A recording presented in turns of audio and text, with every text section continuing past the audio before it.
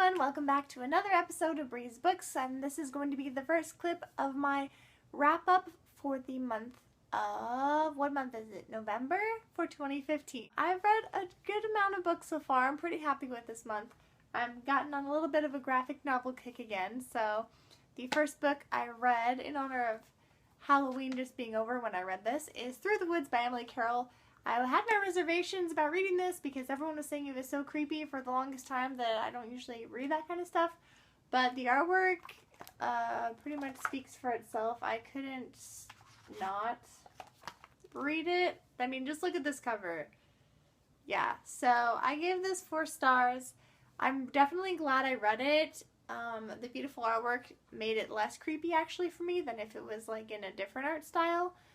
And I definitely enjoyed it, but I probably won't need to read it again. I just really enjoyed just flipping through the stories and looking at the artwork in this collection. All last month in October and for the first part of November, I was listening to The Queen of Zombie Hearts in my car by Gina Spalter. This is the audiobook, and this is the 3rd book in this series. It was originally supposed to be a trilogy, and there's actually a 4th book out now that I'm going to have to read too, but it sounds like it might be more of a companion novel to the series.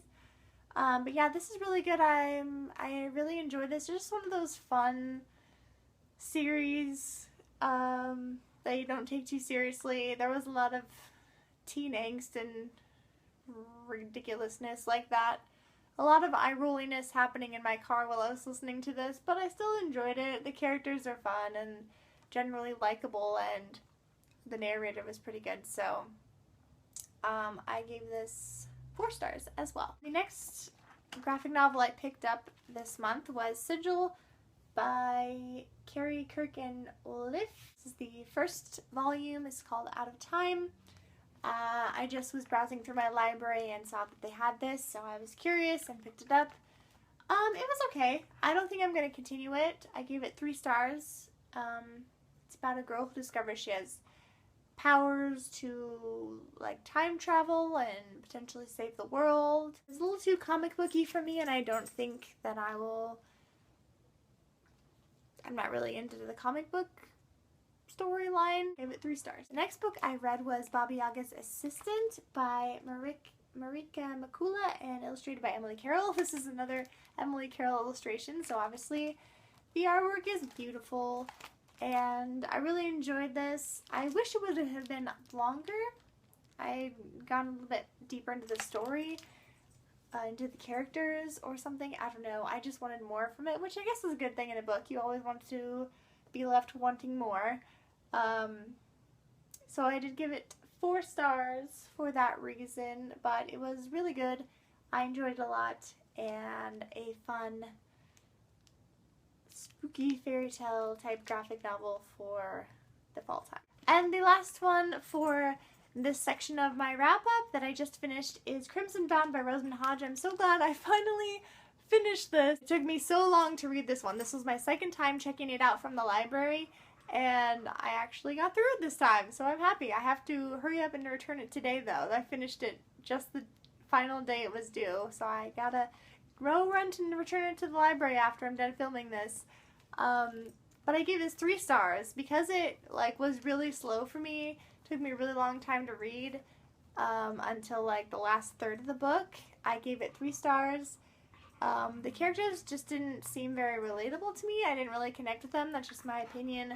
It was also pretty dark, which is it is a Little Red Riding Hood retelling, so that's probably why it was dark. But yeah, I think I actually enjoyed Cruel Beauty better than this one, which is different from a lot of people that have read both of them.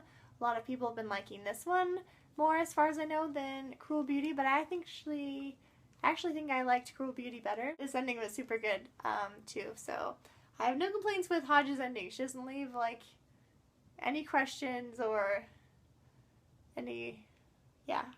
I was happy how it ended, but it was pretty hard to get through the first 2/3 of this book. So I gave it 3 stars, and that is all. So far, these are the books I read this month. we'll see how I do for the rest of the month. After Crimson Bound, I finished Wisdom's Kiss. I finished listening to it. And it's also really handy to have a print copy of the audiobook you're listening to, just so you can keep track of where you are in the book as far as page number wise. You can keep your Goodreads updates updated, I guess.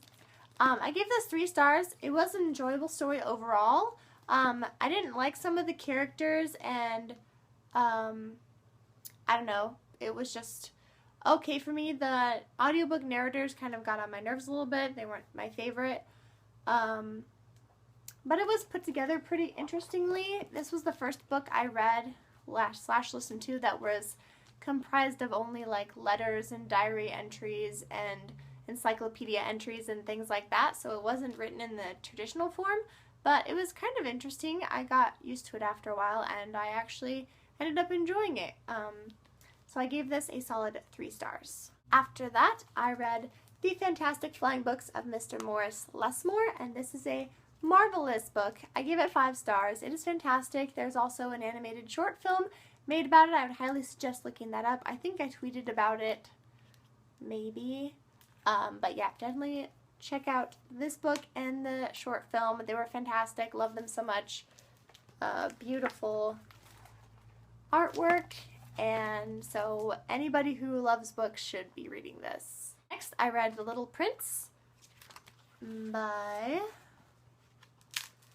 Antoine de Saint-Exupéry. This is one of those children's classics that everybody's read and I hadn't yet, so I decided to try it and read it. Plus there is an animated movie just made like in the last year or two. Came out in France, and so I wanted to watch that, so I decided I should read the book first. I really liked the beginning, but I feel like I was missing kind of the point as it went through. Like it was trying to give you, there was trying to be some sort of like message or moral of the story, and I wasn't quite sure what that was supposed to be. It was just like, it was a decent sized children's book. It was like nearly 100 pages with illustrations and stuff in it, but there was quite a bit of words on some of the pages, so it was pretty decent size for a children's book, and I gave it a solid 3 stars.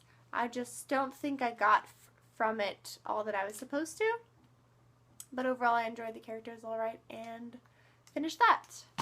And then today I just finished, before I have to drop it off at the library, You're Never Weird on the Internet, Almost, by Felicia Day.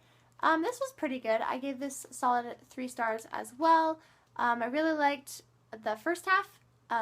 Stories of her growing up and stuff as a homeschooled kid were pretty funny, and I really enjoyed that part. But then she got into, like, when she started getting famous more and, like, all the baggage and stuff that comes with that towards the second half of the book, which I didn't really enjoy. That was pretty sad and depressing at times. But she ended up on a positive note, and so I appreciated that. But I don't know about memoirs. I don't know if I really like them enough to keep reading them or not. This one kind of made me think about if I want to even try to read any more of these, so we'll see.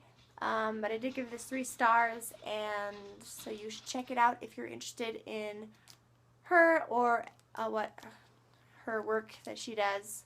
It was pretty interesting seeing behind the scenes. So those are the books I read for this part of the month. See you next time. Read more books.